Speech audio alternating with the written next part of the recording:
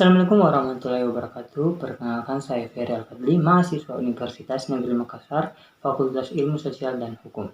Program studi Pendidikan Pancasila dan Kewarganegaraan dengan NIM 21060150103. Jadi di video kali ini saya ingin mengajak Anda semua untuk bergabung dengan teman kelompok saya secara virtual guna membahas mengenai Pancasila sebagai sistem filsafat. Jadi, filsafat merupakan salah satu hasil dari kegiatan berpikir akal manusia. Kata filsafat memiliki makna yang sama dengan kata falsafah dan filosofis, yaitu berpikir secara mendalam, konferensi, dan kritis. Jadi teman-teman don't be worried lagi jika ada kata-kata ini yang akan dibahas, karena kata-kata ini memiliki makna yang sama. Kemudian Pancasila sebagai filsafat, artinya mengandung pandangan, nilai, dan pemikiran yang akan menjadi substansi dan isi pembentukan ideologi Pancasila. Baiklah, selanjutnya langsung saja kita bergabung dengan teman-teman. Hai teman-teman, ikan pari berenang di laut, selamat pagi dan tetap semangat. Puji syukur kehadirat Allah Subhanahu wa Ta'ala, karena atas rahmat dan hidayahnya lah kita diberi kesempatan untuk hadir di pertemuan virtual kita kali ini. Sebelumnya saya ingin mengucapkan terima kasih kepada teman-teman semua karena telah menyempatkan waktu untuk hadir guna membahas mengenai Pancasila sebagai sistem filsafat. Adapun anggota kelompok atau yang akan menjelaskan mengenai materi kita kali ini yaitu pemateri pertama ada Saudari Elma, pemateri kedua ada Saudara Yusran, pemateri ketiga ada Saudari Nuris Naini, pemateri keempat ada Saudari Sriwanti, pemateri kelima ada Saudari Cianrara, dan pemateri terakhir yaitu Saudari Samsinar. Langsung saja saya persilakan kepada pemateri pertama untuk menjelaskan materinya. Untuk itu, Saudari Elma, saya persilakan. Baik, terima kasih. Berbicara tentang filsafat Pancasila, orang yang berfilsafat akan mengatakan knowledge will never end, artinya pengetahuan tidak akan pernah berakhir. Berfilsafat Pancasila artinya kita berpikir mendalam tentang Pancasila serta berusaha menggali nilai-nilai yang ada dalam Pancasila. Untuk berfilsafat Pancasila, kita akan mulai dengan menggali sumber historis Pancasila. Sumber historis Pancasila dapat kita lihat dari setiap silanya. Pertama, sila ketuhanan yang Maha Esa. Sejak zaman pra-kemerdekaan hingga pasca kemerdekaan, masyarakat Indonesia telah mengenal yang namanya kepercayaan. Meskipun pada awalnya kepercayaan rakyat Indonesia hanya kepada benda-benda dan roh nenek moyang. Baru kemudian kita mengenal agama setelah masuknya pedagang-pedagang dari luar. Kedua, sila kemanusiaan yang adil dan beradab. Berdasarkan rekam jejak perjalanan bangsa Indonesia, nilai-nilai kemanusiaan telah hadir dalam masyarakat Indonesia. Buktinya, pada zaman manusia purba, saat itu kehidupan masih nomaden. Meski demikian, mereka hidup berkelompok. Ini menjadi ciri bahwa mereka saling menghargai, tolong-menolong, dan gotong royong. Kemudian lahirnya Sumpah Pemuda sebagai sinyal bahwa bangsa kita mengakui persamaan derajat, hak, dan kewajiban manusia tanpa membedakan sara, gender, ataupun status sosial. Ketiga, sila persatuan Indonesia. Nilai-nilai persatuan ini dibuktikan dengan lahirnya Sumpah Pemuda yang telah menyatukan Jong Java, Jong Celebes, Jong Sumatera Nen, Jong Ambon, Jong Batak dalam balutan Indonesia. Jadi tidak bisa dipungkiri bahwa kemerdekaan Indonesia diraih atas dasar persatuan yang kunci utamanya adalah toleransi. Keempat, kerakyatan yang dipimpin oleh hikmat kebijaksanaan dalam permusyawaratan perwakilan. Nilai-nilai kerakyatan atau permusyawaratan sudah ada sejak zaman dahulu. Ini ditandai dengan adanya istilah primus inter pares. Kemudian raja-raja yang memimpin kerajaan meski pemilihannya masih berdasarkan keturunan hingga pada akhirnya berkembang konsep demokrasi. Nilai-nilai kerakyatan juga terrealisir menjelang kemerdekaan seperti adanya berbagai sidang atau rapat termasuk dalam perumusan dasar negara. Dan yang kelima, sila keadilan sosial bagi seluruh rakyat Indonesia. Sejarah mencatat bahwa bangsa Indonesia dulunya merupakan bangsa yang hidup dalam keadilan dan kemakmuran. Keadaan ini kemudian dirampas oleh kolonialisme. Nilai-nilai keadilan zaman dahulu ditandai dengan adanya pembagian tugas sesuai dengan kapabilitasnya. Contohnya, laki-laki yang umumnya memiliki kekuatan fisik lebih kuat daripada wanita diberikan pekerjaan fisik yang berat seperti berburu atau menjadi tentara. Sementara perempuan ditugaskan untuk memasak, meramu, atau menenun.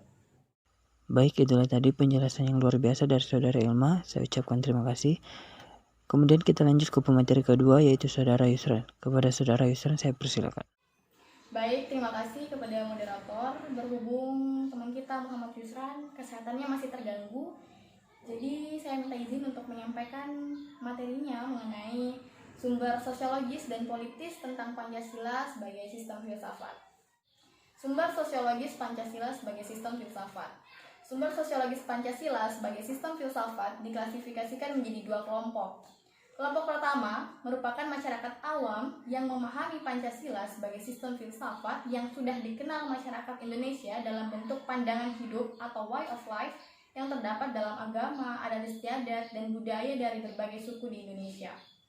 Kemudian kelompok kedua merupakan masyarakat ilmiah akademis yang memahami Pancasila sebagai sistem filsafat dengan teori-teori yang bersifat dinamis.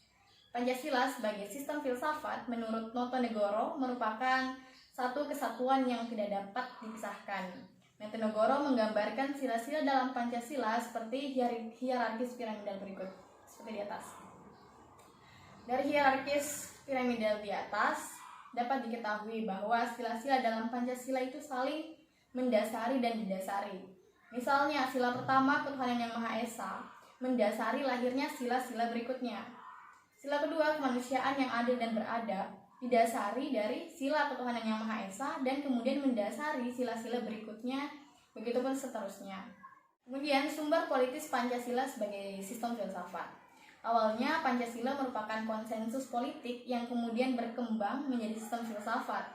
Sumber politis Pancasila sebagai sistem filsafat diklasifikasikan menjadi dua kelompok. Yang pertama, kelompok pertama meliputi wacana politis tentang Pancasila sebagai sistem filsafat pada sidang BPUPKI, sidang PPKI, dan kuliah umum Insinyur Soekarno antara tahun 1958 sampai 1959 tentang pembahasan sila-sila Pancasila secara filosofis. Kemudian kelompok kedua mencakup berbagai argumen politis tentang Pancasila sebagai sistem filsafat yang disuarakan kembali di era reformasi dalam pidato politik Habibie 1 Juni 2011. Sekian, saya kembalikan ke moderator. Baik, terima kasih atas penjelasannya. Selanjutnya kita ke pemateri ketiga.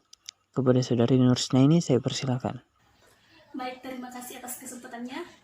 Materi yang akan saya sampaikan yaitu tentang dinamika Pancasila sebagai sistem filsafat. Pancasila sebagai sistem filsafat mengalami berbagai dinamika. Misalnya pada era pemerintahan Soekarno, Pancasila sebagai sistem filsafat dikenal dengan istilah filosofi Grand Slam. Gagasan ini merupakan perenungan filosofi Bung Karno atas rencana berdirinya negara Indonesia merdeka. Ini tersebut dimaksudkan sebagai dasar kerohanian bagi penyelenggaraan kehidupan bernegara, di mana ide tersebut mendapat sambutan yang positif dari berbagai kalangan terutama dalam sidang BPUPKI pertama. Soekarno lebih menekankan bahwa Pancasila merupakan sistem filsafat asli Indonesia yang diangkat dari akulturasi budaya bangsa Indonesia. Kemudian pada era Soeharto, kedudukan Pancasila sebagai sistem filsafat berkembang ke arah yang lebih praktis, atau saat itu Pancasila lebih dikenal dengan nama Welstanschauung. Artinya, filsafat Pancasila tidak hanya bertujuan mencari kebenaran dan kebijaksanaan, tetapi juga digunakan sebagai pedoman hidup sehari-hari. Atas dalih inilah, Soeharto kemudian mengembangkan sistem filsafat Pancasila menjadi penataran P4. Kemudian pada era reformasi, Pancasila sebagai sistem filsafat kurang terdengar resonansinya. Namun Pancasila sebagai sistem filsafat bergema dalam wacana akademik, termasuk kritik dan renungan yang dilontarkan oleh Habibie dalam pidato 1 Juni 2011. Secara ringkas, makna pidato Habibie kala itu ialah bahwa ia melihat Pancasila telah tenggelam, telah hilang dari memori kolektif bangsa Indonesia di tengah hiruk-pikuk demokrasi dan kebebasan berpolitik. Sekian.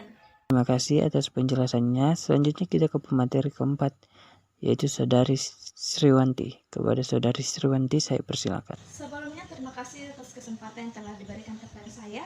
Di sini saya akan menjelaskan tentang tantangan Pancasila sebagai sistem filsafat, di mana sebelumnya telah dijelaskan oleh Saudari Nursnaini, yaitu dinamika Pancasila sebagai sistem filsafat, di mana kita ketahui bahwa tantangan adalah suatu hal atau upaya bersifat dan bertujuan mengubah kemampuan.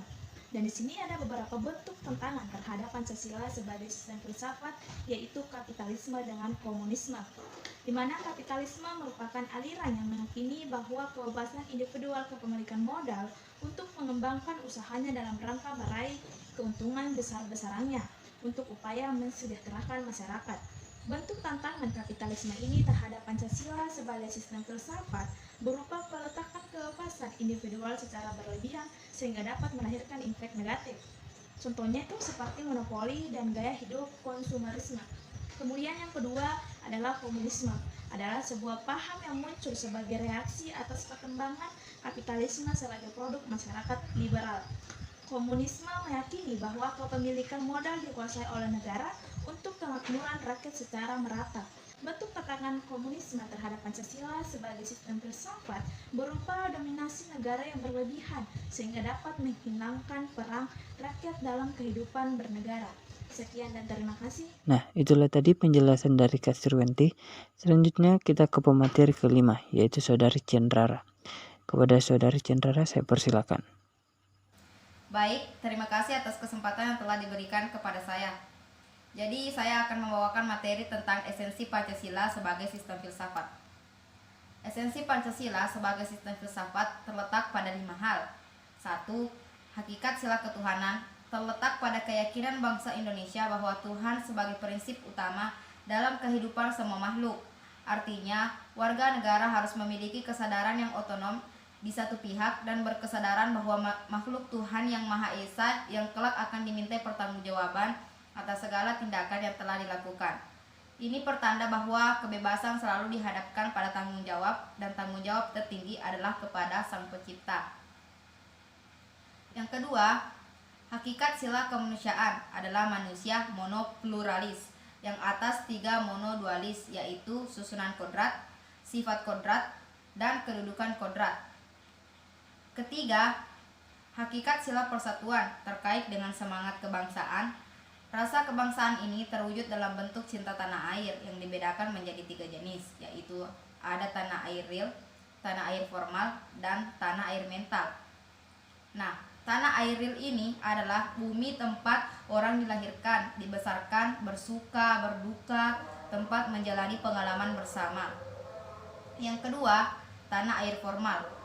Tanah air formal ini adalah negara yang bernama Negara Republik Indonesia yang berundang-undang dasar, di mana kita manusia Indonesia menjadi salah satu warganya yang ikut menyusun undang-undang, menetapkan hukum dan peraturan, mengatur hak dan memberikan hak serta kewajiban, memberikan perlindungan dan hukuman.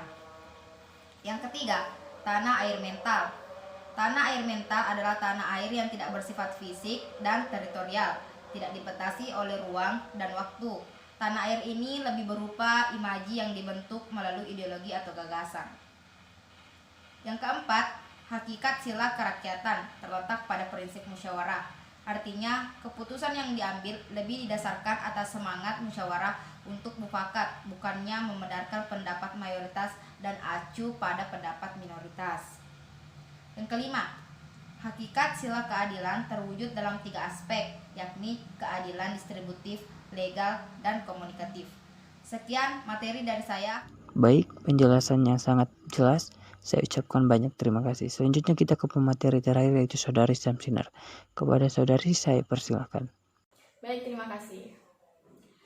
Ada beberapa urgensi atau pentingnya Pancasila sebagai sistem filsafat. Di antaranya pertama, dapat memulihkan harga diri bangsa Indonesia sebagai bangsa yang merdeka dalam politik, yuridis, dan merdeka dalam mengemukakan ide-ide pemikirannya untuk kemajuan bangsa. Kedua, membangun alam pemikiran yang berakar dari nilai-nilai budaya bangsa Indonesia sendiri sehingga mampu menghadapi berbagai ideologi dunia. Ketiga, menjadi dasar pijakan untuk menghadapi tantangan globalisasi yang dapat melunturkan semangat kebangsaan dan melemahkan sendi perekonomian. Dan yang keempat, sebagai way of life sekaligus way of thinking bangsa Indonesia untuk menjaga keseimbangan dan konsistensi antara tindakan dan pemikiran. Baik, terima kasih atas penjelasannya.